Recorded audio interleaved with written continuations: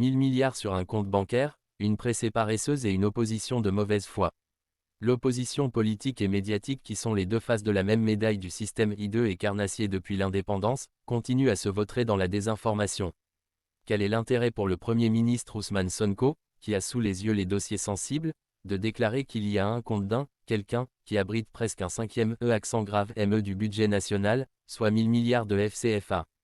Au lieu d'interroger les spécialistes de la délinquance financière internationale sur la possibilité d'un tel détournement, l'opposition et leurs lampistes médiatiques ululent en chœur à l'intox. Qu'ils sont paresseux ces gens de l'opposition.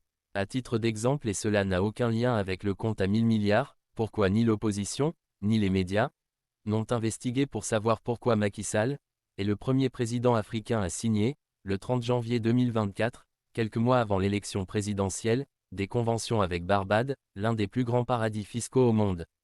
Quel est l'intérêt du Sénégal dans cette île perdue des Caraïbes? Lisez les raisons évoquées par Macky Sall pour nouer des relations avec le paradis fiscal Barbade. Le président Macky Sall a évoqué le sens de sa visite, qui s'inscrit dans le cadre du renforcement des relations avec les frères et sœurs de la diaspora des Caraïbes.